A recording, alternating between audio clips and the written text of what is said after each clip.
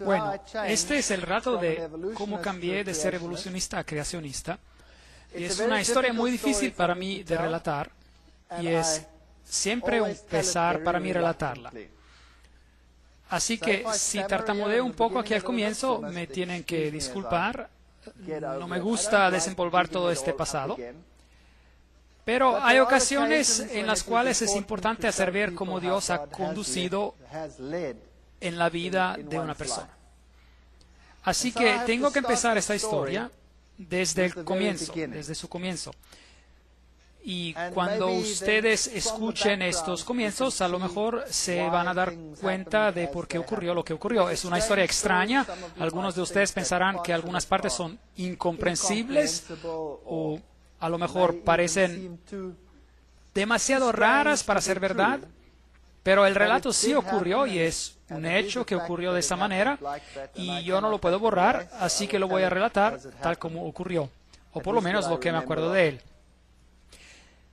Yo nací en una familia donde mi madre era una protestante luterana muy arraigada.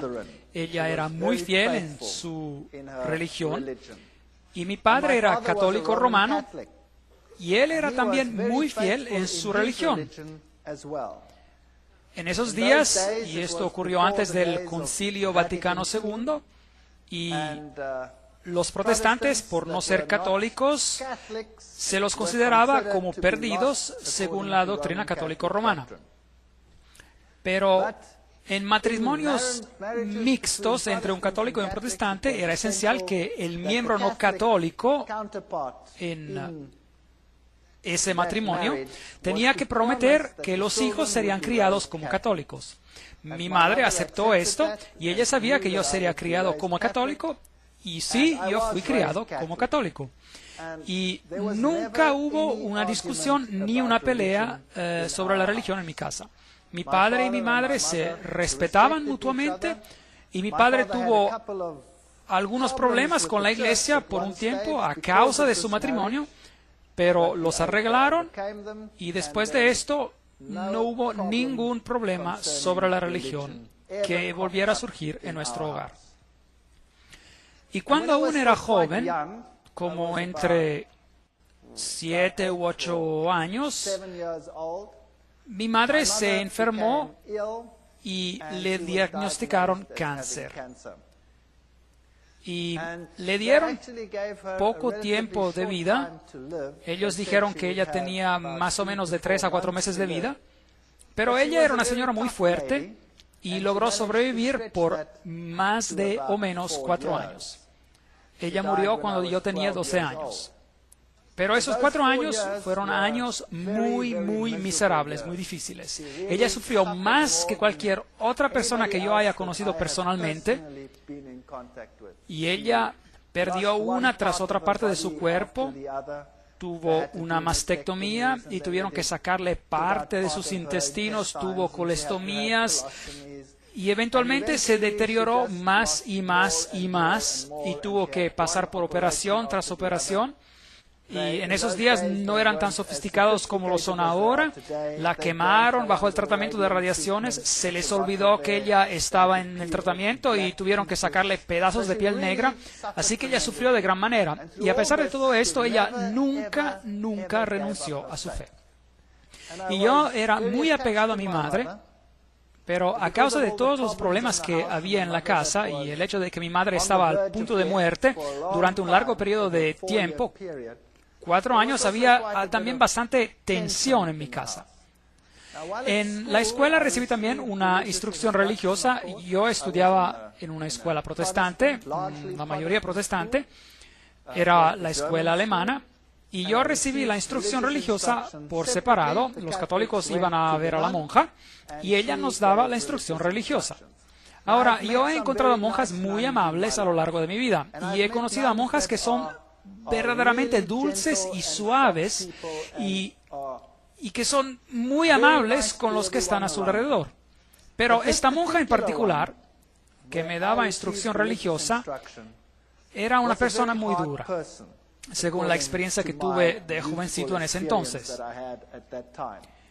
Y constantemente me decía que era algo muy triste que mi madre, que era protestante, no vería al reino de los cielos, pero se asaría en el infierno por siempre y para siempre.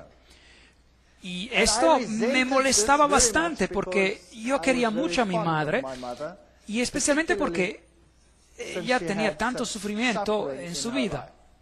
Y esto duró como unos 3, 4 años durante la enfermedad de mi madre. Y más seguía este asunto y más rebelde yo me volvía en cuanto a las enseñanzas que se me estaban dando. Yo iba a la iglesia muy regularmente, tenía que ir a la iglesia cada domingo con mi padre. Yo pasé por todos los sacramentos, como la comunión y todas las cosas que hacen los católicos. Y me volví tan resentido que al final solía ser bien descarado durante la clase de instrucción religiosa. Y me sacaron de la clase y se me dijo que tenía que sentarme afuera en el patio. Y por un par de años pasé por un infierno ardiente en esa escuela, porque el director de la escuela estaba de alguna manera relacionado con todo esto y cada vez que me veía me daba una paliza. Y yo lo tomaba bastante bien, puedo ser bastante arrogante, o mejor dicho, yo era bien arrogante, y a lo mejor ahora no lo soy tanto, pero si se me atraviesan de manera bien mala, o a lo mejor el hombre viejo en mí regresa, no sé, continuamente lucho en contra de esto. Bueno, el director me azotaba, y me acuerdo bien claramente que yo me agachaba, y él me azotaba 1 y 2 y 3 veces, y yo le preguntaba, ¿ya ha acabado o se le ha paralizado su brazo? ¿Qué le está pasando? Y él se enojaba tanto que él empezaba a darme unos azototes bien fuertes, y cuando ya me había dado 6, yo le decía, dame uno más por favor, porque yo lo puedo llevar a la corte, porque no se les permitía azotar solo 6 veces. Eso era lo que le permitía, así que yo no era muy popular. Pero el momento vino cuando yo estaba sentado en la clase un día, en la clase de instrucción religiosa, y la monja me dijo otra vez que las personas que eran como nosotros, y en particular como mi madre, irían al infierno por siempre y para siempre.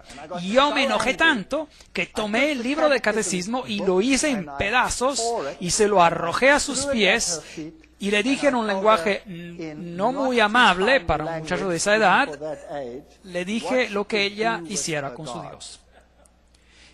Y de ese día en adelante se me sacó de la clase de manera permanente y yo tenía que sentarme afuera en el patio, sea que lloviera o que el sol resplandeciera. Y mi vida en esa escuela fue una miseria total. Yo nunca les dije nada a mis padres, nadie nunca supo lo que me estaba ocurriendo. Había también otro maestro que me llamaba al frente de la clase, aún antes de que la clase empezara, y me decía, ¿puedes venir aquí al frente? Y yo iba al frente y él me golpeaba, ¡pam! ¡pam! Derecha e izquierda, y me sacaba de la clase. Así que se me estaba sacando de 2 clases regularmente y me convertí en un niño imposible. Solía sentarme arriba de los árboles cuando los maestros venían a buscarme y tenía estas piñas, estos piñones, y se los aventaba. Bueno, esos eran los tiempos. Bueno, de todos modos, llegó el momento cuando mi madre ya no pudo más, y yo tenía 12 años de edad y ella murió. Y de ese tiempo en adelante mi vida de hogar se desintegró por completo. Mi padre se casó con otra señora que era la típica madrastra, casi como una madrastra de los cuentos. No me quería a su alrededor para nada, y posiblemente yo era un niño imposible, lo tengo que admitir. Así que me enviaron a hogares y ya no se permitió ir a la escuela. Tenía que dejar la escuela y aprender un oficio. Y es allí cuando me desperté y dije, no quiero hacer esto. Así que logré convencer a unos parientes y fui a otra escuela. Y pasé los años de escuela y salí bastante bien, no sobresaliente, pero tampoco muy mal. Y después fui al servicio militar y finalmente ingresé a la universidad. Pero desde la edad de 12 años en adelante yo ya no confiaba ni creía en Dios para nada. En cuanto me concernía, si Dios existía, tenía que ser un dragón y yo no quería tener nada que ver con él. Y cuando ingresé a la universidad, allí estudié ciencias y estudié zoología y pensé que esto era lo mejor que había desde que había vida, y allí descubrí todo sobre la teoría de la evolución, y yo me encontraba en la universidad que era el bastión, la fortaleza de la evolución. La evolución se utilizaba para todo. Cada clase estaba basada sobre la evolución. Y es increíble porque esta universidad empezó como universidad religiosa y tiene un gran departamento de teología.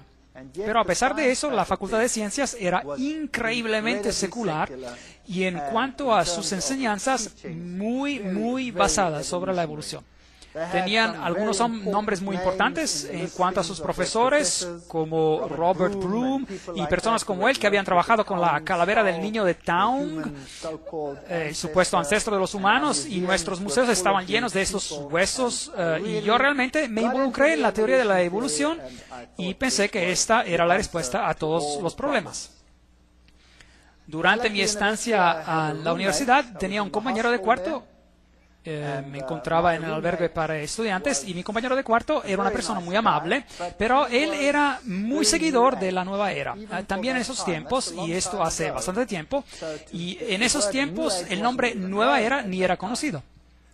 Y él estaba involucrado en la cientología. ¿Saben lo que es la ciencia de la cientología? Donde los conectan con el detector llamado E-metro y uno tiene que regresar a sus vidas pasadas y pasar por todos los problemas que uno tuvo y uno limpia su karma, hablando de todo esto, y eventualmente uno se convierte en Dios y uno ya lo ha logrado. De todos modos, él se convirtió en mi mejor amigo. Y yo no tenía ningún sitio donde ir durante los fines de semana y no tenía ningún sitio donde ir durante las vacaciones. Siempre tuve que trabajar para poder salir adelante de la universidad, porque mi madrastra había convencido a mi padre que él no tenía que pagarme nada, así que yo tuve que trabajar. Y años después, para que sepan, yo tuve una relación fantástica con mi padre y todo se arregló. Y como verán, las situaciones peores se pueden arreglar también, ya verán. Y durante las vacaciones yo no sabía qué hacer, así que iba a la casa de este compañero y él vivía a una distancia de 2.000 kilómetros en otra ciudad que se llamaba Durban. Y cada vacación yo me iba a la casa de él porque yo no tenía ningún lugar donde ir. Y allí yo conocí a mi, entre comillas, compañera de cuarto de hoy en día, es decir, a mi esposa, que era su hermana. Ella es mucho mejor compañera de cuarto de lo que él nunca fue. Y ahora les tengo que contar algo del pasado de ella. Ahora, ustedes saben que por qué yo era ateo, porque yo no creía en nada, había aceptado la teoría de la evolución y se había convertido en la respuesta a todos mis problemas. El pasado de ella era totalmente diferente. Su padre, en sus tiempos jóvenes, trabajaba para un periódico y se lo enviaba para investigar todos los acontecimientos raros del ocultismo en el país. Así que él trabajaba para este periódico y tenía su equipo de colaboradores y todo el equipo como cámaras infrarrojas y todo lo que se necesita, y él iba por Sudáfrica para investigar un acontecimiento raro tras otro. Él era muy escéptico y no creía en nada de esto, creía que era todo un gran chiste y que las sesiones de espiritismo eran una gran broma y una gran falsificación. Y mientras seguía asistiendo reunión tras reunión, él se dio cuenta de que esto no era una broma. Cuando él empezó a investigar algunos de esos acontecimientos raros y él estaba preparando su cámara, y en esa sesión de espiritismo en particular, él estaba preparando las cámaras y siempre estaba a la búsqueda para ver si habían escondido micrófonos, etcétera, y algo lo agarró. No había ninguna persona que lo agarrara, pero alguien o algo lo agarró y lo golpeó de tal manera, tan fuerte, que tenía un golpe, un chichón grande como un huevo en su cabeza, y fue afortunado de poder escaparse aún en vida. Cuando a alguien le pasa algo así, uno no empieza a pensar, bueno, había un micrófono escondido que me dio un golpe. Así que él se encontró en situaciones que eran tan raras, situaciones en las cuales él más tarde se involucró. Situaciones como en la casa en la cual se había mandado a dormir al niño y los zapatos del niño regresaban caminando por el cuarto.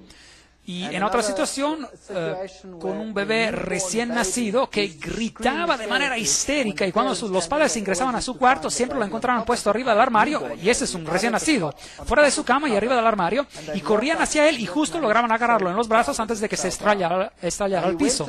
Así que él fue a esa casa y selló cada una de las ventanas y puso sus guardias afuera porque él pensó que alguien estaba haciendo una broma pesada, y él mantuvo todo cerrado y se puso a la espera.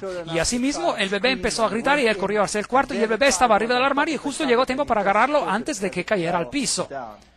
Y hubo otras ocasiones cuando en una cierta casa excremento humano volaba por la casa y él estaba sentado en esta casa y empezó a ventear y el excremento humano empezó a estrellarse en contra de las paredes. Acontecimientos muy, muy raros, brujería de la peor. Había una casa que era plagada, acosada por un babuino que venía a destrozarlo todo. Un babuino es un chango, un mono grande, y este mono destruía todo y aterrorizaba a la familia y nunca podían atraparlo. Y luego un día le dispararon mientras entraba y el mono se fue corriendo hacia afuera y ellos siguieron las manchas de sangre y llegaron hasta el frente de la casa y allí estaba tumbado uno de sus trabajadores muerto. Uno de sus trabajadores muerto. Así que esta era la típica brujería africana, así como se encuentra en África, en algunos lugares hasta la fecha. Y esto lo convenció de que había algo que estaba realmente ocurriendo y él se involucró en sesiones de espiritismo más profundamente y después empezó a aprender que había medium más elevados y medium de más bajo nivel. Los de más bajo nivel eran para la gente de bajo nivel y los medium de nivel más elevado se comunican con los espíritus mejores. Y así fue como él se involucró en este tipo de actividades y eventualmente él se involucró en el movimiento de la nueva era y logró alcanzar un nivel muy elevado en este movimiento. Él escribió libros sobre esto y él fue muy bien recibido en estos círculos de personas. Años después, los padres de mi esposa se divorciaron y él se casó con una persona, una dama, que también había alcanzado una posición muy, muy elevada en el movimiento de la nueva era. De hecho, es una de las instructoras en el curso de los milagros. Ella enseña a la gente cómo convertirse en Cristo y cómo hacer milagros. Situaciones increíblemente malvadas ocurrían de vez en cuando en ese hogar. Los acontecimientos que ocurrieron en la casa de mi esposa cuando ella era niña son acontecimientos muy, muy extraños. Tenían una silla donde había supuestamente alguien que estaba sentado y que se oía respirar profundamente. Y había también un bastón que caminaba por sí solo y traqueteaba y cosas parecidas. Y ella creció con estas situaciones y para ella esto no era nada. Ella estaba acostumbrada. Y para mí esto era bien extraño. Yo era ateo y no creía en nada y trataba de racionalizar todo eso de manera científica. Y después, cuando mi esposa y yo nos casamos, nos mudamos a la ciudad donde yo estaba en la universidad y durante años no nos ocurrió ningún problema grave. Y después, con mi esposa, tuvimos nuestro primer hijo y nuestro segundo hijo, y después nuestro hijo más joven. Mi esposa estaba embarazada de él, y mi suegro vino a visitarnos. Y él se quedó en un departamento que teníamos afuera de la casa, y él se quedó allí con nosotros. Y pensando bien las cosas, yo creo que es ahí donde todo empezó a ocurrir, porque si uno tiene una presencia de ocultismo, del ocultismo, uno va a tener esa presencia en su casa por mucho tiempo. Les quiero también decir que cuando estábamos recién casados, fuimos a vivir muy cerca de ellos y pasaron acontecimientos muy, muy extraños en nuestra casa. Acontecimientos absolutamente horrorosos en algunas ocasiones. Nuestros platos volaban por el cuarto y se estallaban contra la pared y cosas similares. O cuando uno estacionaba el coche y el coche empezaba a tambalear moviéndose hacia un lado del garaje. Ocurrieron cosas muy extrañas en esos entonces. Pero uno se olvida de esos acontecimientos y uno los racionaliza y piensa que a lo mejor no existieron, pero eran acontecimientos extraños. Cuando mi esposa estaba embarazada con nuestro último hijo, y mi suegro se mudó a vivir en nuestra propiedad. Ella se enfermó de manera grave y estaba tan enferma que nosotros no pensábamos que ella sobreviviría. Y ella entraba y salía del hospital y tenía que estar con un respirador y estaba muy, muy enferma. Y después pensamos que había algo que estaba mal con el embarazo y los doctores analizaron todo y ellos dijeron que lo mejor que se podría hacer era de abortar, porque el niño estaba probablemente muerto. En esos tiempos aún no tenían un escáner en los hospitales, así que no podían saber exactamente y no sabían si a lo mejor el niño ya estaba muerto o no. Así que decidimos que teníamos que transferir a mi esposa a otro hospital donde tenían un escáner y ya logramos hacer eso. Y ella estaba muy enferma, tenía una temperatura muy elevada y ellos hicieron el escaneo y este pequeño feto era de un tamaño así de pequeño y él se encontraba en muy buen estado y estaba chupando su pulgar. Así que nosotros decidimos que no íbamos a abortar, pero más bien que íbamos a continuar con el embarazo. Y íbamos a ver todo lo que ocurriría. Y por fin, después de 9 meses de infierno y de enfermedades y de toser y de pasar más tiempo en el hospital que afuera del hospital, ya dejaron salir a mi esposa y el niño nació. Y este niño era el niño más miserable que uno se pueda imaginar. Era un niño imposible. Él gritaba desde la mañana hasta la noche. Si uno quería darle de comer, uno tenía que envolverlo varias veces en una manta para que no pudiera mover sus brazos, porque si no él agarraría y rasguñaría a uno con sus uñas mientras se le trataba de darle de comer. Y si uno lo ponía en la cama, él gritaba y gritaba y seguía gritando. Así que teníamos un método donde uno quedaba sentado cerca de él y mecía la cama por largo tiempo hasta que por fin el niño se dormía. Y uno se iba a hurtadillas a la cama y trataba de dormirse y el momento que uno lograba dormirse el niño empezaba a gritar otra vez. Y esto siguió por meses, una situación absolutamente caótica. Y no había nada que uno pudiera hacer para apaciguar a este niño. Mi esposa estaba destrozada y yo estaba destrozado, estábamos todos totalmente hechos pedazos. Y después, una noche, a las 2 de la mañana, yo tuve un sueño, que alguien me estaba estrangulando. Y el sueño fue tan real que me desperté sudando frío de la cara y mi corazón estaba latiendo como loco, como si fuera un tambor tocando rápidamente. Y yo me senté tieso, tratando de recuperarme de esa pesadilla terrible que había tenido. Y justo el momento después, el pequeñito en el cuarto al lado del nuestro gritó como si alguien lo estuviese matando. Y mi esposa y yo recibimos un susto tan grande que salimos corriendo de la cama y corrimos hacia nuestro pequeño bebé y lo tomamos en los brazos. Y cuando hicimos eso, él empezó a temblar de manera violenta. Y su temperatura subía y le daban convulsiones por la fiebre. Así que lo llevamos de urgencia al hospital. Y lo miraron y tuvieron que poner una tienda, una carpa de refrigeración. Tenían una tienda, una carpa que tenía temperaturas bajas y le pusieron una infusión endovenosa y después él estaría entre la vida y la muerte. Y él se recuperaba de esa situación y regresaba a la casa y permanecía tan imposible como antes de irse al hospital. Y después las cosas iban bien por unas 2 o 3 o 4 semanas, no me acuerdo exactamente del periodo de tiempo entre estos ataques. Y después, exactamente a las 2 de la mañana, precisamente a esa hora, era siniestro. Teníamos un reloj en nuestra cama, era uno de esos relojes digitales que muestra la hora, y así que uno podía ver que eran exactamente ahí, eran las 2 de la mañana. Las 2 de la mañana. Y en ese momento es que yo me despertaba con ese sentimiento terrible de que alguien me estaba estrangulando y sacudía levemente a mi esposa y le decía, acabo de tener esa pesadilla horrorosa otra vez. Y después el pequeñito gritaba en el cuarto de al lado y salíamos corriendo y lo tomamos en los brazos y lo mismo ocurría.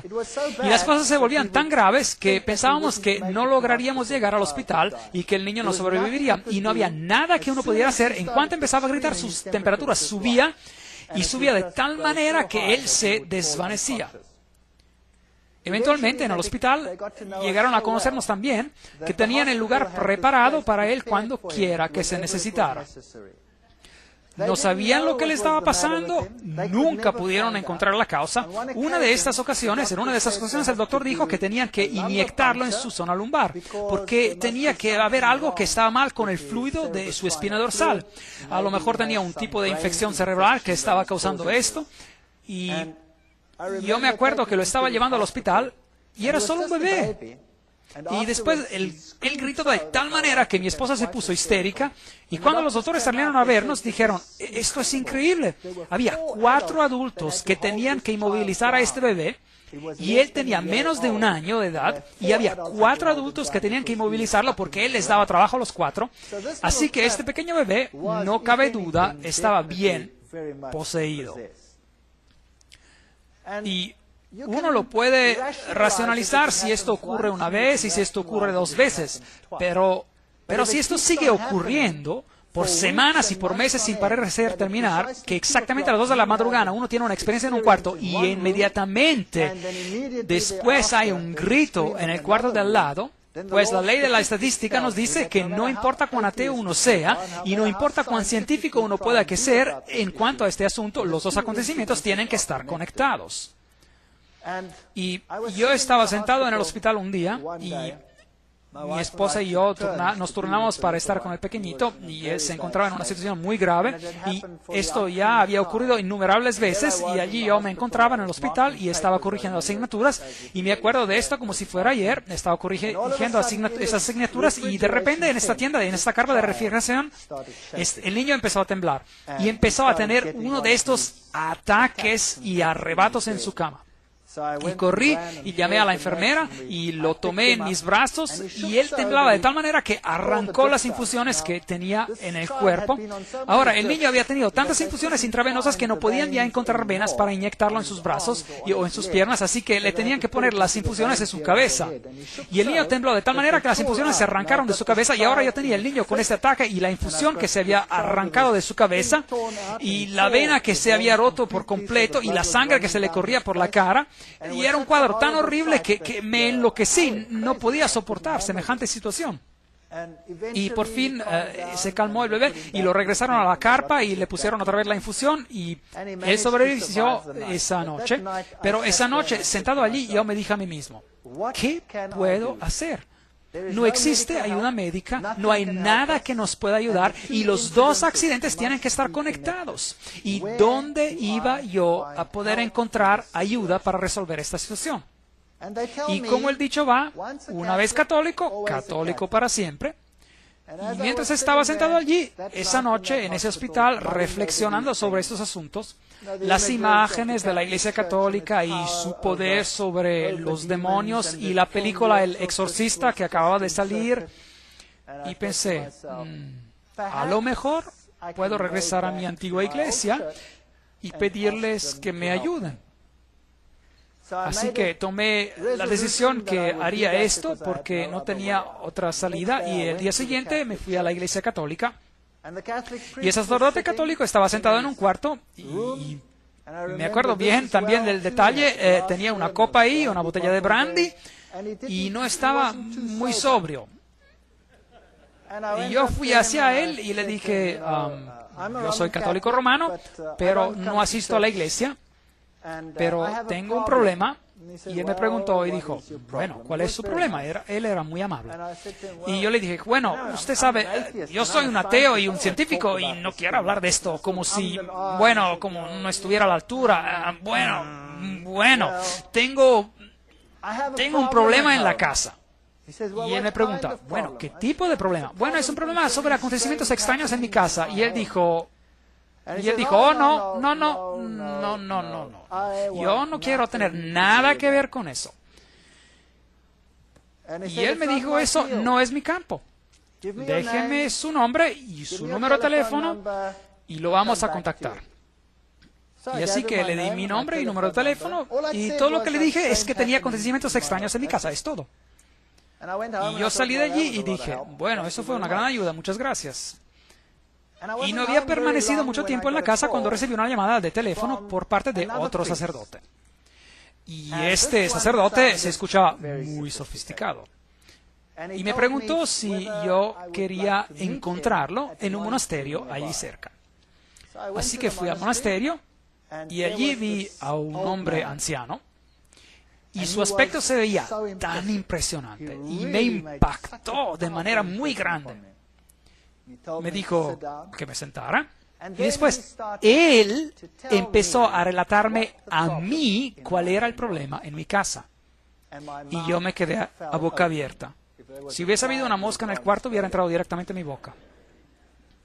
Y él me dijo que había un problema en mi casa y que Satanás estaba tratando de matar a mi hijo y que nosotros estábamos siendo aterrorizados. Y yo le dije, bueno, sí, eso. ¿Y cómo sabes usted? Yo no le he relatado esto a ninguno. Y él me respondió, no se preocupe de cómo yo sé de esto. Y yo sé también que el problema de su casa es tan grave que tomará los niveles más elevados de acción para que nos libremos del problema. Y también vamos a tener que dar una misa en su casa. Y después me dijo, es ilegal para mí dar una misa en la casa. Para dar una misa en una casa privada, yo necesito el permiso del obispo para hacerlo. Y ya lo he recibido. Aquí está. Y allí estaba el permiso firmado del obispo para dar una misa en mi casa. Él sabía de antemano lo que iba a acontecer, él sabía de antemano que necesitaba la autorización y todo ya estaba arreglado antes de que yo ni siquiera le dijese de qué se trataba el problema. Ahora, esto me dejó totalmente impresionado. Pues yo le dije, muy bien, usted puede venir a mi casa y puede hacer todo lo que necesita hacer. Pero yo tengo un problema, porque yo soy un ateo y yo no he asistido a la iglesia. Y ahora usted va a dar una misa y va a hacer todas esas cosas en mi casa y usted sabe, yo me he portado mal durante todos esos años. Y él dijo, bueno, pero de seguro usted no va a permanecer ateo ya. Y le pregunté, ¿y qué hay de mi esposa? Ella ni es católica. Ella pertenece a la iglesia reformada holandesa. Y él dijo, no hay problema. Así que él vino y habló con mi esposa y mi esposa se quedó tan impresionada como yo. Ella se quedó muy impresionada y él me dijo, llévenme por la casa. Y lo llevamos por la casa y cuando llegamos al cuarto del pequeño, de repente empezó este hombre a caerse. Y ya no podía permanecerse de pie, este hombre anciano, y yo me quedé detrás de él y estaba tratando de sostenerlo, así como lo hacen en la plataforma de esos ministerios religiosos cuando alguien se va a caer y no saben de qué lado la persona va a caer. Bueno, ocurrió lo mismo con él. Él estaba ahí temblando y sudando y siendo verdaderamente sacudido. Y eventualmente la cosa se calmó y lo llevamos a los otros cuartos y después ingresamos a nuestro cuarto y otra vez empezó a caer, pero no de manera tan grave como en el cuarto del pequeñito. Y después me dijo, el cuarto del pequeñito es el lugar peor de su casa. Ahora tenemos que exorcizar su casa entera. Tráigame algo de agua. Le trajimos algo de agua. Y después él sacó una sal especial, que dijo que era una sal muy especial, una sal bendita para exorcizar. Y él hizo la señal de la cruz con la sal en el agua. Y después me dijo que él tenía un anillo en particular, que tenía las reliquias de un santo en particular, y que era potente en cuanto a exorcizar. Y él, ese sacerdote, había sido un exorcista para la Iglesia Católica Romana en muchas naciones. Él era de Irlanda. Y después agarró este tazón de agua bendita que había preparado y pasó por cada ventana y puerta de la casa y tomó de esta agua y dibujó una cruz en cada ventana. Y claro, cuando el agua evapora, queda como quiera un marco muy ligero de una cruz en la ventana. Y él pasó por toda la casa con esta agua bendita y después puso el agua bendita al piso y después dijo, ahora vamos a dar la Santa Misa aquí en el cuarto de este niño. Y él preparó todo y mientras él estaba preparando, nosotros teníamos muchos animales domésticos, mascotas en la casa, un perro y 2 gatos y todo tipo de animal y todos los animales que uno tiene cuando tiene niños en la casa.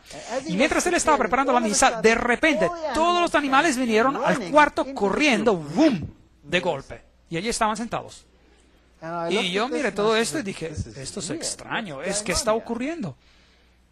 Y él dijo, bueno, él dio la misa y después antes de irse, él dijo, ahora, lo que ustedes tienen que hacer es que arriba de cada cama de cada niño, ustedes tienen que poner lo siguiente. Y él sacó de su bolsillo amuletos de Lourdes, donde María había aparecido, de Lourdes, y él nos dijo, nos dio los amuletos de Lourdes y nos dijo que había muchos falsos, pero estos eran los originales, y nos dijo que teníamos que ponerlos sobre cada cama de los niños. Y después hizo algo increíble, tomó la cruz con la cual él había sido ordenado y me la dio y me dijo, esta póngala sobre el pequeñito. Yo odio cuando el diablo destruye a niños pequeños. Así que la colgamos ahí arriba, y mi esposa estaba dando clases de cerámica en la escuela técnica y había hecho una vasija muy bella y decidió dársela como un regalo, porque ¿cómo puede uno pagar por lo que este hombre había hecho?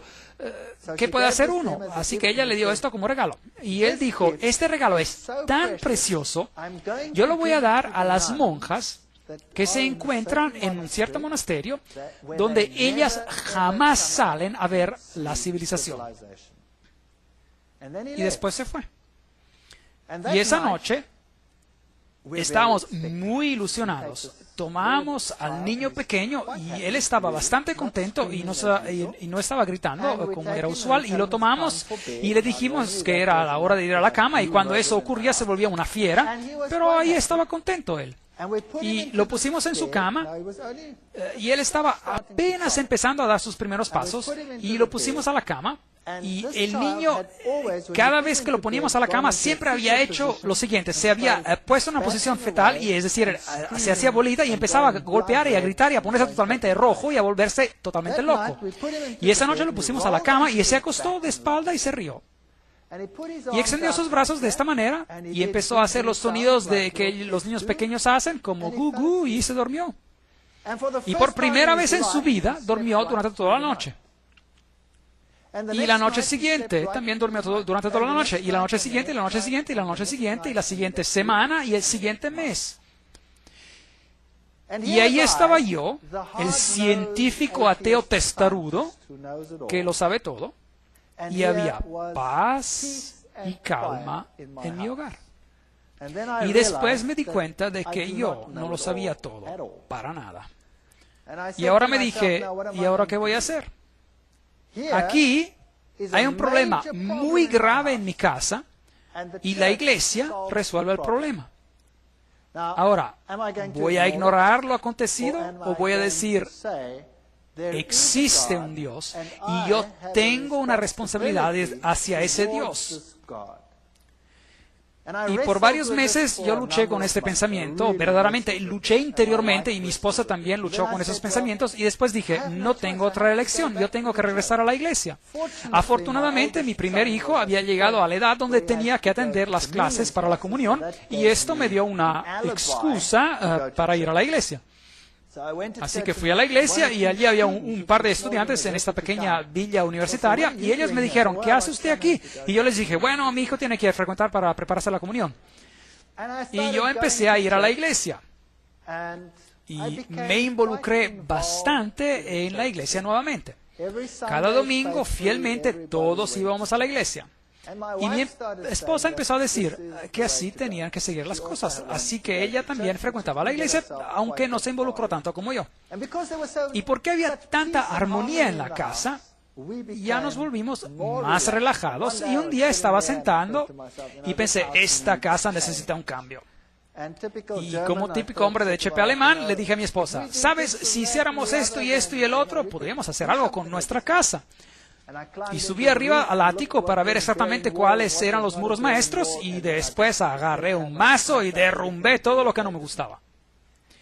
Y así decidimos reestructurar toda la casa, y eso fue lo que hicimos. Había logrado ahorrar algo de dinero, y en ese entonces no tenía ningún problema grave, así que remodelamos prácticamente toda la casa. Y durante ese proceso yo tuve que ir a ver a un hombre que trabajaba para trabajar en mi cocina. Y por entonces aún no estaba verdaderamente involucrado en la iglesia, aún estaba en ese estadio donde decía, bueno, si no sé lo que ocurre, pero vamos a ver. Bueno, y este hombre que iba a trabajar en la cocina vino a verme y me dijo que yo camino con el Señor, me dijo. Y aún me acuerdo de haber pensado, oh, por favor, aquí está otro que camina con el Señor. Y yo le dije, muy bien, usted camine con el Señor. Yo estaba bastante descarado, pero bueno, usted camine con el Señor, pero yo quiero la cocina arreglada, ¿está bien? Y él dijo, bueno, sí, está bien, pero puedo darle esto. Y él me dio un panfleto, un folleto. Y bueno, él era una persona amable, así que yo me quedé allí con el panfleto y yo lo puse en un cajón y dije, bueno, lo voy a leer después. Y después él acabó de poner la cocina y la casa se acabó de remodelar, y después, cuando todo eso se había acabado, yo empecé a regresar a la iglesia. Y eso siguió por un periodo de 1 año, y yo fielmente iba a la iglesia regularmente.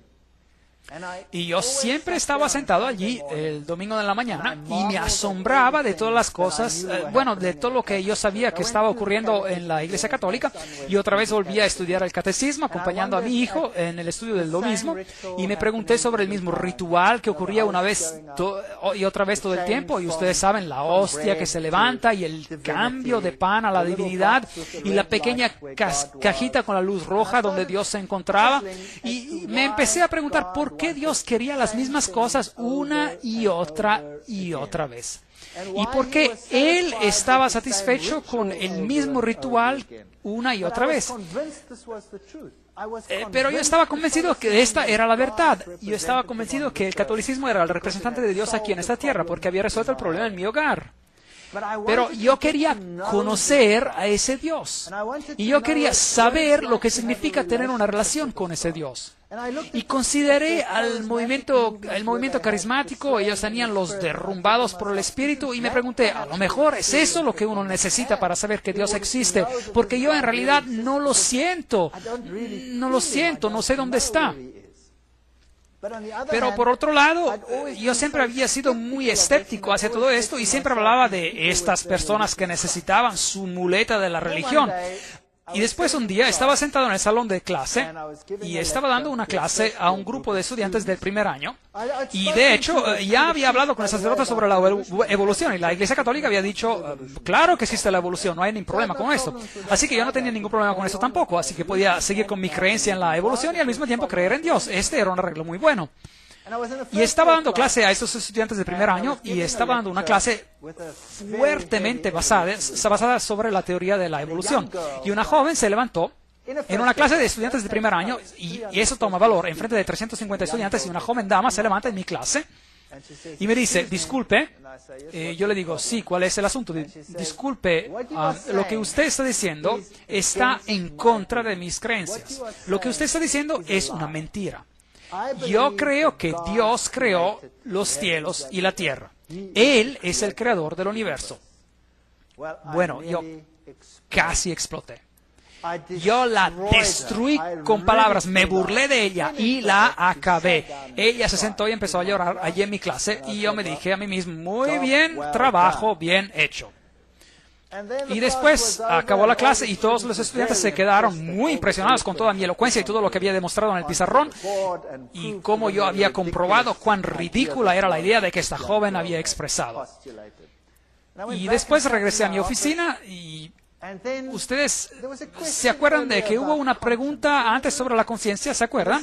Bueno, esta voz pequeña no me dejaba en paz, la conciencia, y seguía diciéndome qué hombre mezquino y malo yo era. Y cómo podía yo, en frente de todos, atacar y humillar de tal manera a esta joven.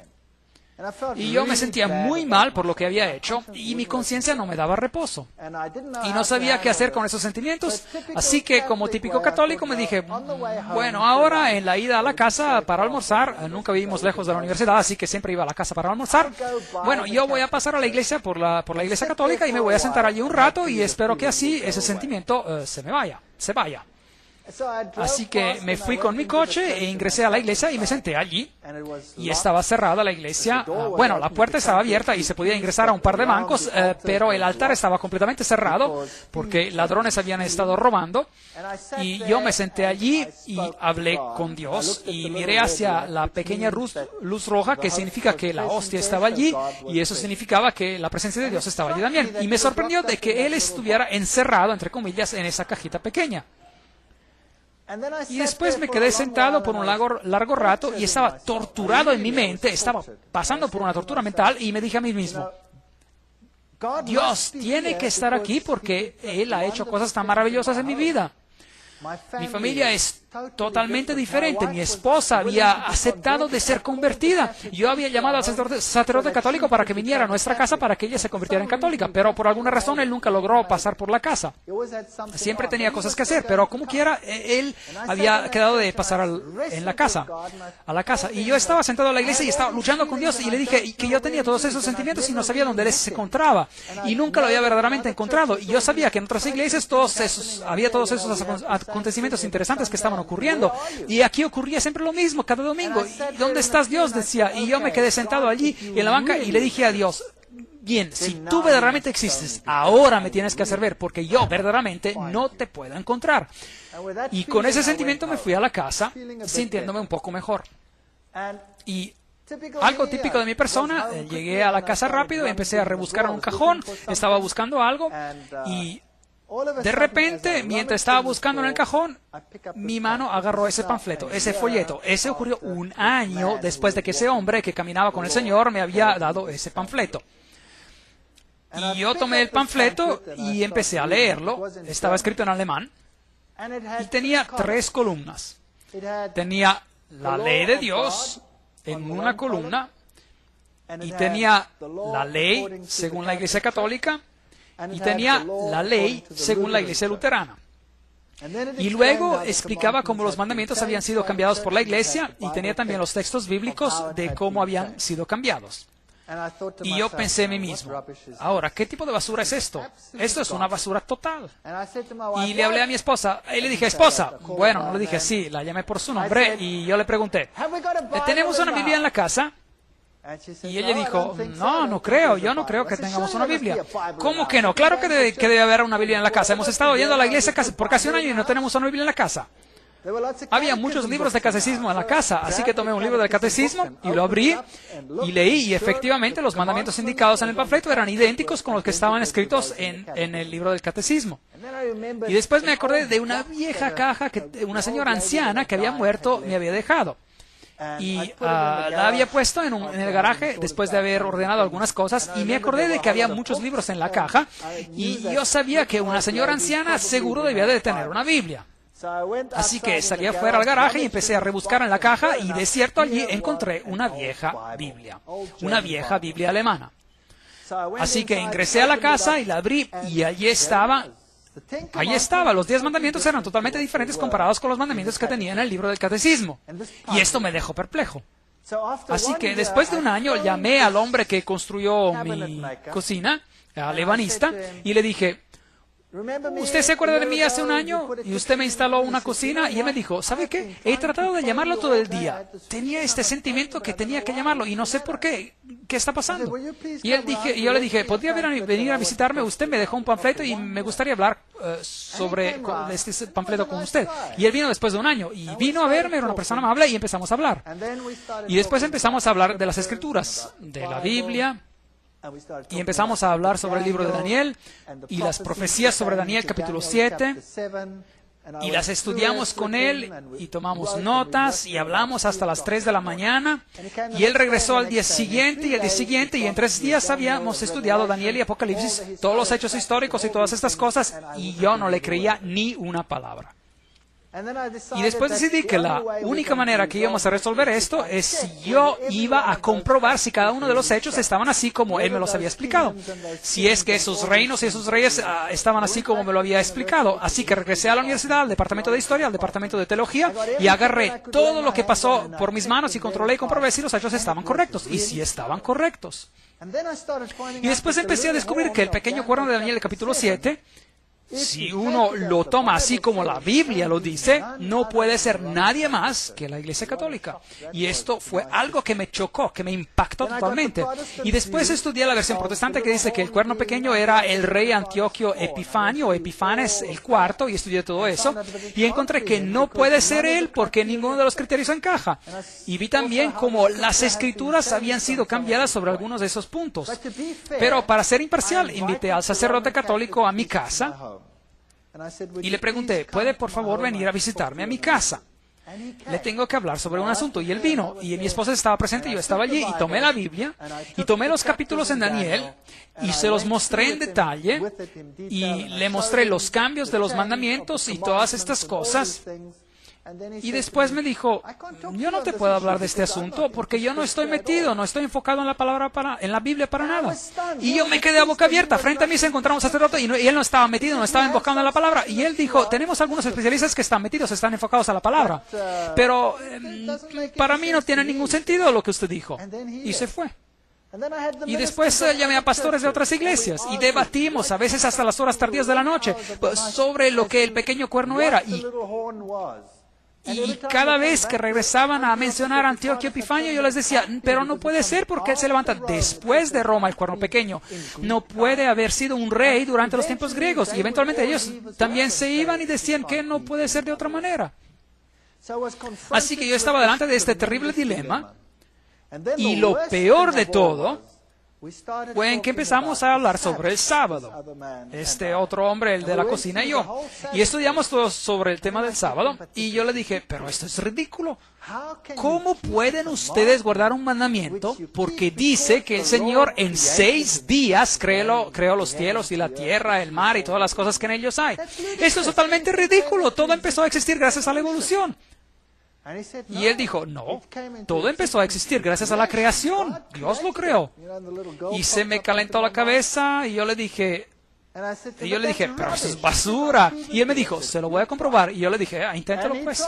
Y él lo intentó. Y el día siguiente él vino a mi casa con una pila de libros de este tamaño, todos sobre el creacionismo. Y me los dio. Y yo me acuerdo que cuando revisé esos libros y daba mi clase rápidamente y regresaba a mi oficina y revisé esos libros muy rápidamente y se los regresé en un periodo de tiempo muy corto.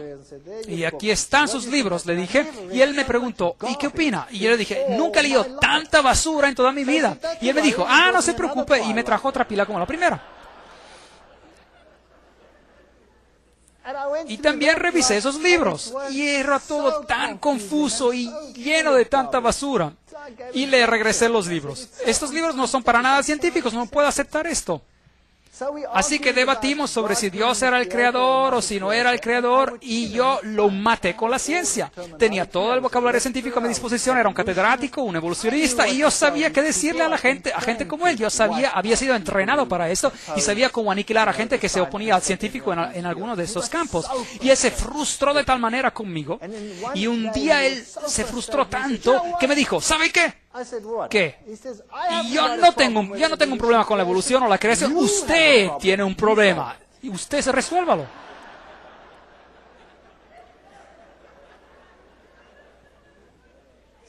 Así que ahora me tocaba a mí. Yo tenía la sartén por el mango. Al mismo tiempo, los acontecimientos extraños habían empezado a ocurrir otra vez en mi casa. El pequeñito otra vez tenía esos momentos miserables cada vez que era la hora de acostarlo. Y otra vez se volvió gruñón y gritón y todo el resto. Y también nos dimos cuenta de que cada vez que teníamos un momento de paz, mi esposa y yo estudiamos las Escrituras como nunca. No les puedo describir cuánto las estudiábamos. Yo desgasté una Biblia en 2 meses, la tuve que tirar porque ya estaba totalmente desgastada y se estaba deshaciendo. Y mi esposa estaba estudiando y ella tenía un problema increíble con esa idea del sábado. No tenía sentido, parecía tan loca. Y nadie al trabajo sabía lo que me estaba ocurriendo. Y un día fui al trabajo y la secretaria en mi departamento vino a verme y me dijo, tengo algo para que usted lea. Y me dio un montón así de alto de documentos. Y cuando los revisé en un momento que tenía libre, vi que era un largo documento en contra del sábado y que había sido escrita en contra de los adventistas del séptimo día. Y esto me sorprendió mucho porque nadie en el trabajo sabía lo que me estaba ocurriendo.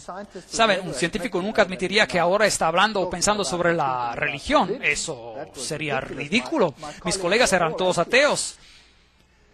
Y yo tomé esto y pensé, ¿y ahora qué hago con este documento? No tengo tiempo con esto. Yo estoy ahora con el problema de la evolución y la creación. Así que le pasé el documento a mi esposa y le dije, aquí hay material, revísalo y a lo mejor encontramos una salida de todo esto.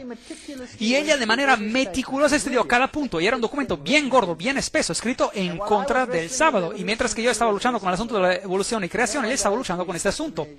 Y después un día me dijo, sabes, he analizado cada uno de los puntos que tienen en el documento y cada punto lo he comparado con la Biblia y cada vez encuentro que ese documento son las palabras de hombres y la Biblia dice otra cosa.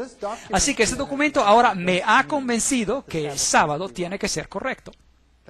Eso es algo, imagínese, un documento escrito en contra del sábado le comprobó a ella que el sábado era de hecho muy importante y correcto. Pero yo seguía con mi problema. Un problema muy grande. Y no podía aceptarlo. Y yo no iba a guardar un día por una creación que había tomado 6 billones de años y no 6 días literales. Así que me tocaba a mí. Y en ese momento todo empezó a enloquecerse otra vez en mi casa. Y cuando tomábamos la Biblia, el pequeñito se volvía histérico. Y cada vez que teníamos un momento de tiempo libre, el niño se volvía histérico. Y eventualmente el niño agarró una botella de vino. Nosotros habíamos estado bebiendo vino y la rompió. Y yo no me encontraba en el cuarto en ese momento, pero escuché que se había roto un vidrio. Y después fuimos a ver y lo que estaba ocurriendo. Y él estaba pisando sobre todos los pedazos de vidrio rotos y sus pies estaban cortados por todos lados. Y su dedo grande casi se cortó por completo. Así que de regreso otra vez al hospital y le cosieron el dedo gordo, y de ese momento otra vez empezó la pesadilla en nuestra casa. Y yo estaba luchando en mi mente con la cuestión del sábado. Y un día estaba en la biblioteca de la universidad, y en esa universidad teníamos una biblioteca basada sobre la evolución, y era la biblioteca más grande de ese tipo en todo el hemisferio sur del planeta. Y yo me dije, bueno, tiene que haber una solución. Y me dije en mi mente, Dios, si hay algo que está mal con esta teoría de la evolución, yo no lo he encontrado y tú me lo tienes que mostrar, porque nadie me puede mostrar esto. E ingresé a la biblioteca y tomé un libro. Y mientras estaba saliendo, un colega me paró y me dijo, un momento, hay otro libro que usted tiene que tomar, que es el mismo libro que este, pero una nueva edición. Y se encuentra en los estantes interiores. Algo raro, bueno, así que yo fui a la sala interior y tomé esa edición también. Y así que con los 2 tomos me fui a la oficina y empecé a leer. Pero empecé a leer los 2 al mismo tiempo. Y mientras estaba leyendo uno, la vieja edición decía que hay un problema muy grande con los cetáceos, con las ballenas, porque aparecen de repente en el registro fósil y totalmente formados, y no hay evidencia de que uno dio origen al otro.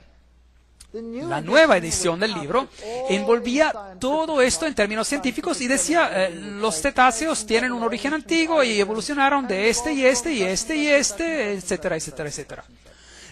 Y examiné el libro modelo tras modelo y la edición antigua admitía que había un problema en el modelo teórico y la nueva edición nunca admitía que había un problema. Y es allí que empecé a pensar, un momento, hay algo que no está bien aquí. Hay algo que no está claro aquí. Y cada vez que ingresaba a la biblioteca, como que cada vez un milagro ocurría. Sacaba un libro y exactamente el próximo libro que sacaba decía lo opuesto sobre el mismo tema. Y en corto tiempo tenía un gran montón de libros con estos ejemplos. Y en ese entonces estaba dando clases sobre la genética. Y empecé a pensar sobre esto. Y después empecé a analizar este asunto de la genética. De la misma manera como lo hemos hecho en las conferencias sobre el creacionismo. Y empecé a pensar bien cuáles son los problemas. Y me dije, déjeme ahora de manera objetiva sentarme y considerar cuáles son los problemas. Y produje una lista tan grande de problemas que me dejó sorprendido.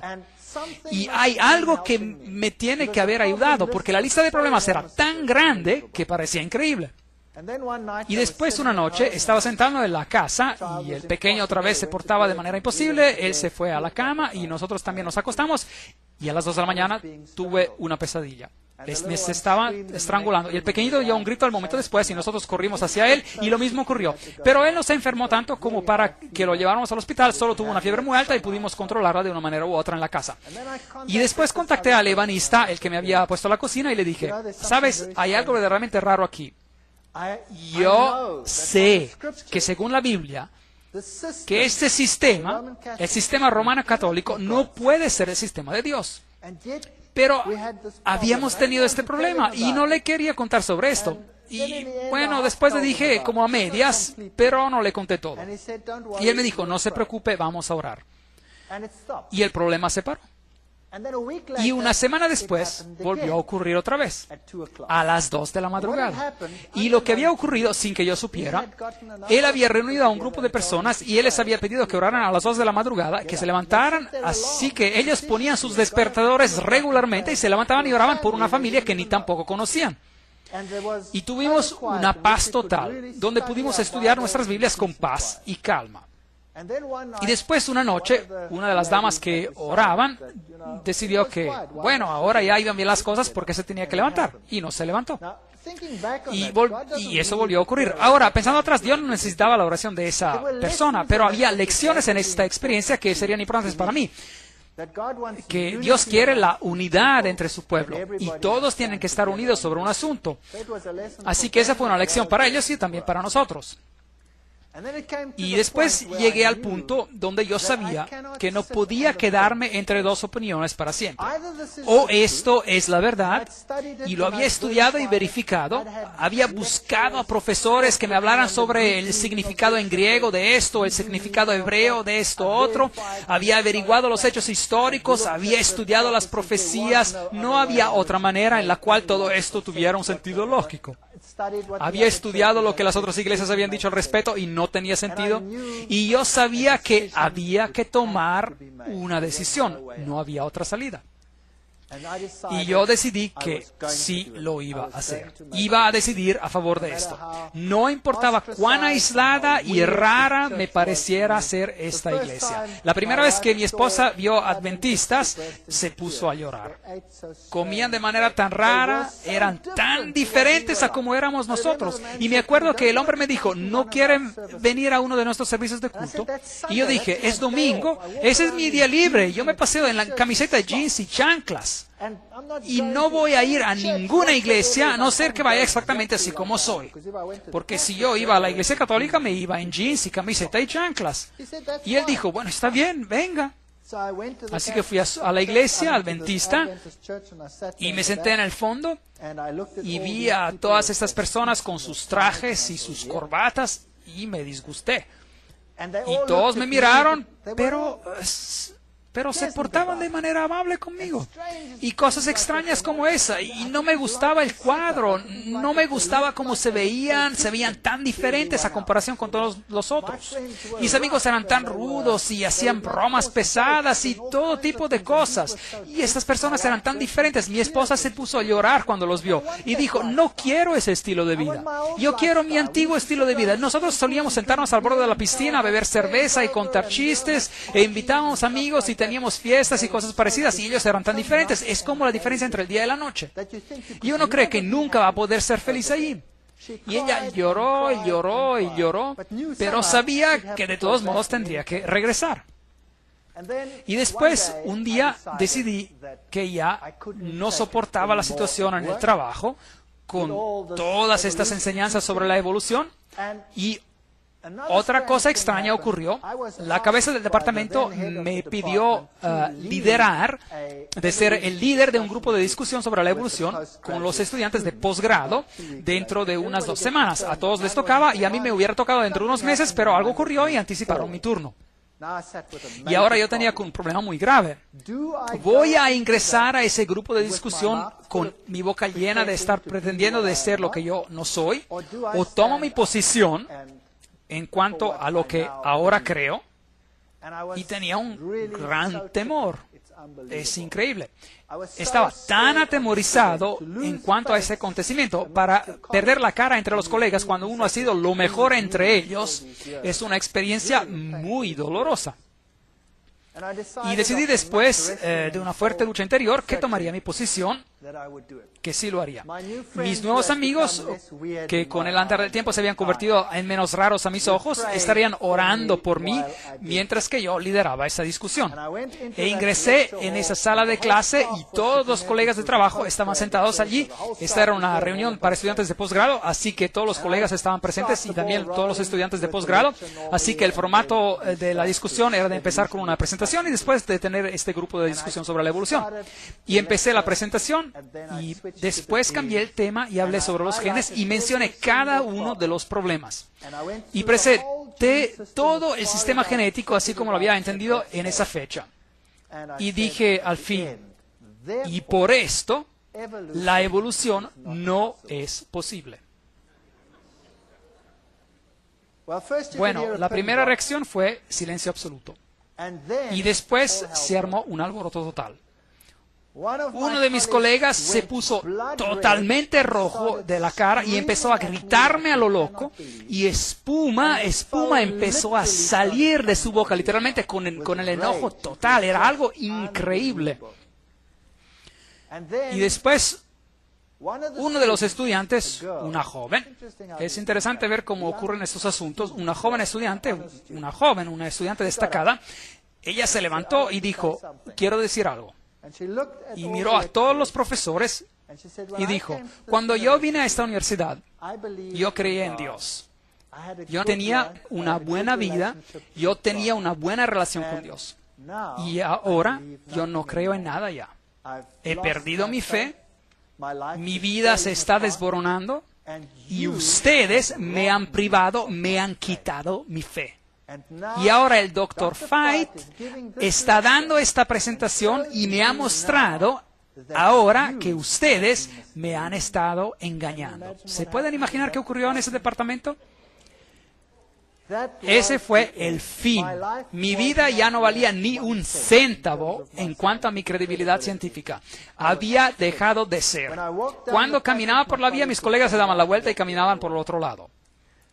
Y en ese momento decidí que sería imposible para mí de seguir. Y después tuvimos una reunión especial donde se decidió que la base de toda enseñanza tiene que ser la evolución. Y claro, yo no podía estar de acuerdo.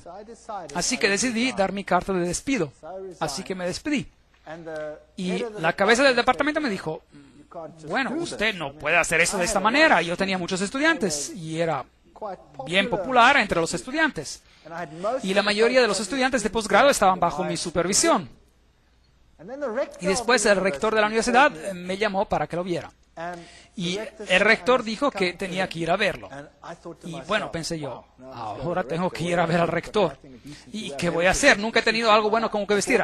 Nunca había tenido un traje en mi vida, así que me compré un traje para ir a ver al rector. ¿Lo pueden creer? Y cuando me puse ese traje tonto para ir a ver al rector, algo me impactó tremendamente, como si me hubiera dado un relámpago. Es algo personal, y me dije, mira qué estás haciendo, tonto. Te pones un traje para ir a hablar con un hombre, pero cuando vas a visitar a Dios, te pones unos jeans y una camiseta.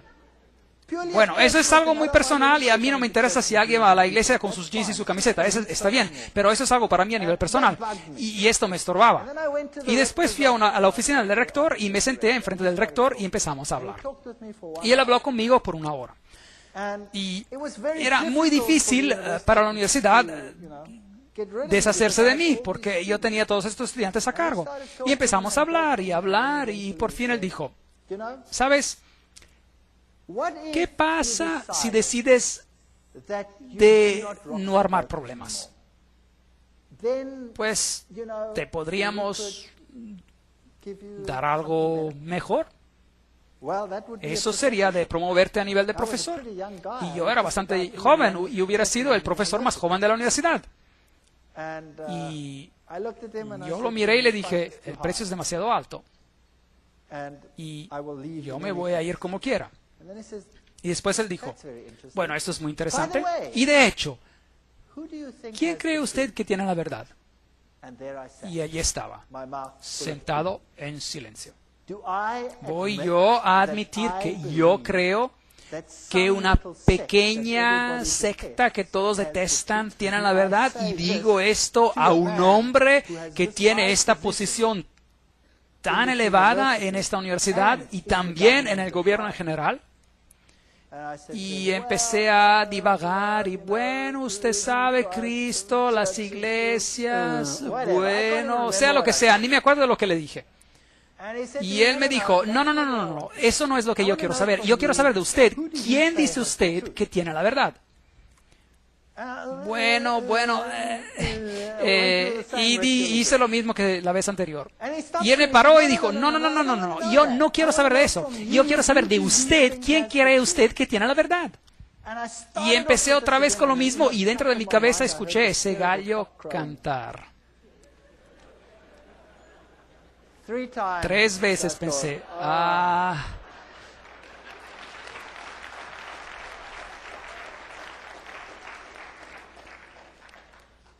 Y le dije, bueno, Y le dije, bueno, yo creo que es la iglesia adventista del séptimo día que está predicando la verdad. Y ahora pensé, bueno, ahora ya sé que soy un hombre muerto. Y él no dijo nada, ni una palabra. Y él dijo, bueno, muchas gracias. Le doy mis congratulaciones sobre sus decisiones y espero que todo vaya bien con usted. Y eso es todo lo que dijo. Y me despedí de la universidad y puse mi casa en venta y la primerísima persona que vino a verla ingresó y dijo, increíble, qué casa increíble. Y la compró. La primera persona. Y ahora tenía ese dinero y sabía que mi credibilidad científica se había acabado. La carrera universitaria era algo que había renunciado a causa de mi fe. Y Dios se ocuparía de mí de ahora en adelante. Y todo iba a salir requete bien. Ahora voy a recibir este dinero y vamos a hacer algo grande con él. Vamos a empezar una pequeña hacienda en algún lugar y vamos a hacer que la gente venga y vamos a dar testimonio y vamos a hacer grandes cosas con ese dinero. Y reuní a algunas personas y empezamos este proyecto y plantamos trigo y el trigo creció a lo loco. Y creció tan alto que los campesinos de todo el distrito vinieron y dijeron, ustedes que trabajaron en la universidad, ustedes saben algo de especial. Y yo dije, no, estamos haciendo exactamente lo mismo que hacen ustedes, pero me dije a mí mismo, es porque nosotros estamos caminando con Dios, es por esto que nuestro trigo ha crecido mucho más que el de ustedes. Y si ustedes hicieran lo mismo, también el trigo de ustedes crecería de la misma manera. ¿Ves? Una vez cristiano, todo les va a ir de manera fantástica.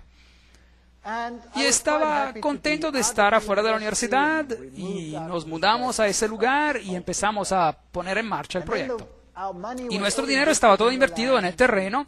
Invertimos mucho más dinero en préstamos para conseguir todo lo que se necesita para una cosecha de trigo.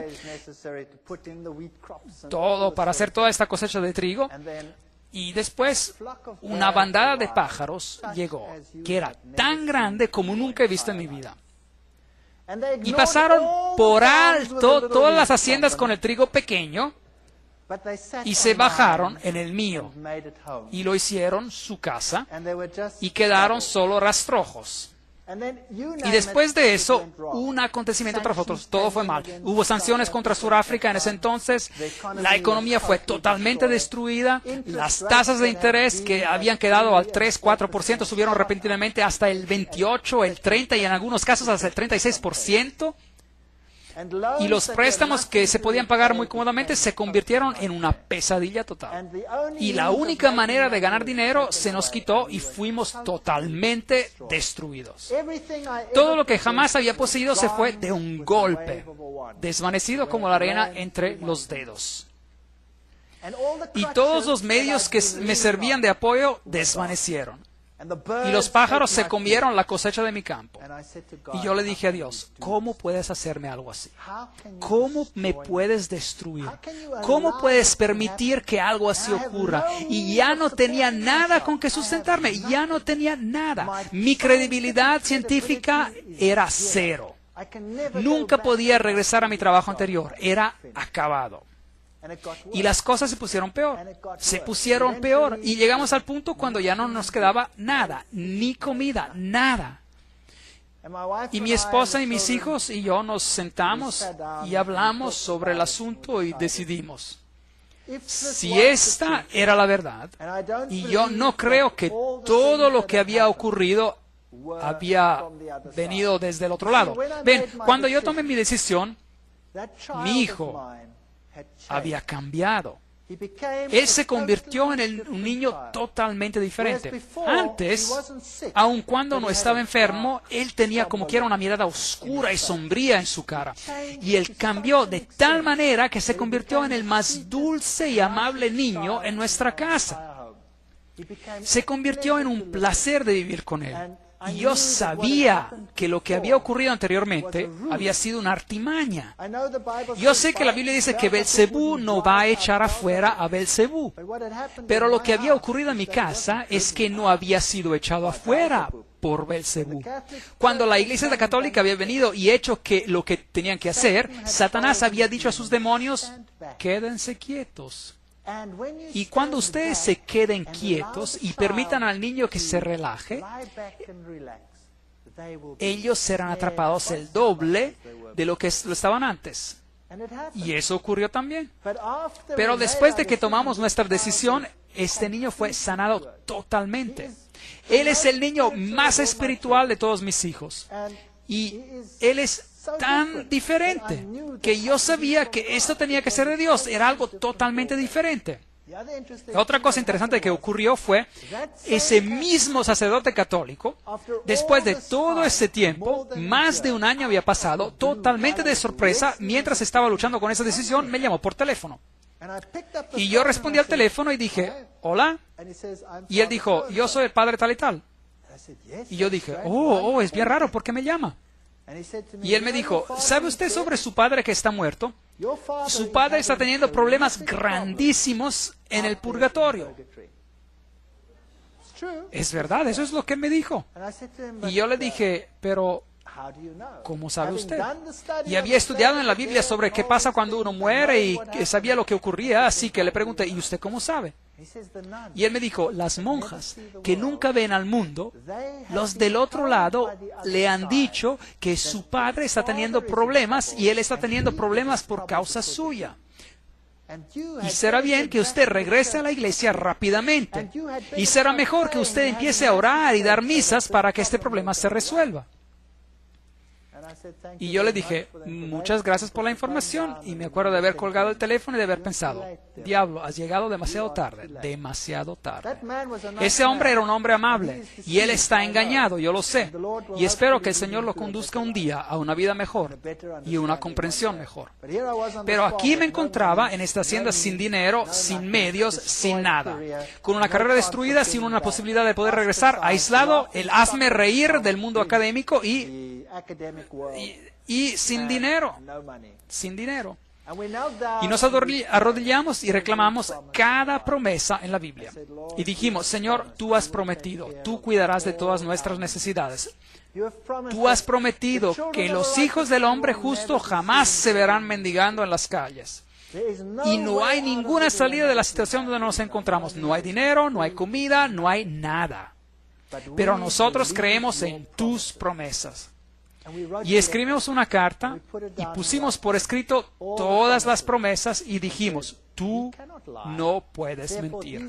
Y es por eso que esas promesas tienen que ser por nosotros. Y si nuestra vida es destruida y nuestra hacienda es destruida, pues así sea, tiene que haber algo más que tú tienes planeado para nosotros.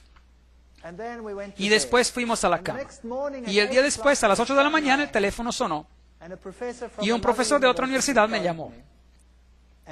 Y dijo que uno de sus colegas tenía un problema muy grave y tenía que dejar la universidad y tenía que tomar un permiso prolongado de ausencia por un año. Y necesitaban que alguien lo reemplazara de inmediato y el campo que se necesitaba enseñar era exactamente el mismo en el cual yo estaba. Y yo le dije, bueno, ¿qué quieren que haga? Y él dijo, bueno, usted podría venir a dar las clases. Y yo le dije, pero ¿sabe usted y qué hay de...? Y él dijo, no se preocupe, en cuanto usted permanezca en lo científico no hay problema, no importa, vendría y haría esto para nosotros, estamos en un problema y necesitamos a alguien. Y sabemos que usted está libre. Y yo dije, bueno, muchas gracias, sí, es una buena idea. ¿Y cuándo empiezo? Y bueno, tenemos que pasar todo por las juntas probablemente en 3 meses. Y yo dije, muy bien, muchas gracias, y colgué. Y dije, intento muy bueno, Dios, pero dentro de 3 meses yo voy a estar muerto porque no tengo nada que comer. Yo estaba tan deprimido. Y después, como unos 20 minutos y una media hora después, el teléfono suena otra vez. Y es la misma persona. Y él me dice, hay algo de raro que acaba de ocurrir. Y yo pregunté, ¿qué pasó? Fui a la oficina del rector para que él firmara estos documentos para empezar el proceso de contrato. Y él me dijo, no tengo tiempo para tener a las juntas para llamarlas y dar comienzo a este proceso. ¿Qué es lo que usted necesita? Y le expliqué lo que yo necesitaba y que tengo que reemplazar a alguien. Y él dijo, ven aquí, yo lo firmo. Y asigna a la persona y ya puede venir mañana si quiere. Y yo dije, increíble. Así que, ¿cuándo comienzo? Y era un día jueves. Y él dijo, ¿El lunes? Usted empieza el lunes. Y yo le dije, ¿empiezo el lunes? Y yo me encontraba en el otro pequeño pueblo y tenía una hacienda y había vacas y estaba en bancarrota. ¿Y quién iba a cuidar de estas vacas tontas en la hacienda? Y 10,000 otros problemas por resolver en un fin de semana. Imposible. Imposible. Y colgué el teléfono y dije a mi esposa, tengo un trabajo en la universidad, solo por un año probablemente, pero está bien. Por lo menos tenemos algo con que empezar, pero tengo que empezar el lunes y ¿quién va a cuidar del resto? Así que oramos y dijimos, Señor, tú tuviste una solución. Seguramente tú que sabes todo, tienes que tener las otras soluciones también. Y acabamos de terminar cuando alguien tocó a la puerta y una pareja joven llegó. Y esta pareja joven dijo que ellos eran campesinos en otro país al norte de Sudáfrica y eran adventistas del séptimo día. Y ellos habían estado trabajando para otro campesino y él les había dicho que si no estaban preparados para trabajar los sábados se tenían que ir. Y lo sacó del trabajo. Así que habían perdido su trabajo porque guardaban el sábado. Y el joven me dijo, no tengo dónde vivir, no tenemos dónde quedarnos. Y yo les pregunté, ¿les gustaría vivir en esta hacienda? Y ellos dijeron, sí, claro. Y yo les dije, yo no les puedo pagar nada. Y el joven dijo, está bien, usted no me tiene que pagar nada. ¿Podemos vivir aquí? Claro que pueden vivir aquí. Lo que ustedes vendan de la leche, eso lo pueden guardar para ustedes. Y yo pensé que pagaría el interés de todos los préstamos que tenía con mi salario y todo esto estaba resuelto en 24 horas. Había alguien en la hacienda que quería vivir allí sin recibir salario y cuidar de la hacienda y vivir de lo que sacaba, y yo tenía un trabajo en la universidad. Así que me fui a esta universidad y empecé a dar clases. Y por las primeras semanas no tenía salario, no había dinero. También otro milagro, durante ese mismo periodo encontramos una casa en el medio del mes y no tenía que pagar nada hasta el final del mes. Mis niños se fueron a la escuela y recibieron ropa para ir a la escuela, uniformes.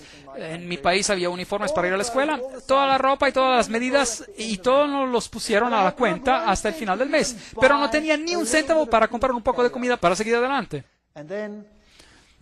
Y después ingresé a mi coche, y yo no cuento a las personas que me encuentro en un problema de dinero. Ingresé a mi coche y estaba conduciendo, y estábamos conduciendo con la última gasolina que nos quedaba, y mi hija dice, ¿qué es esto aquí?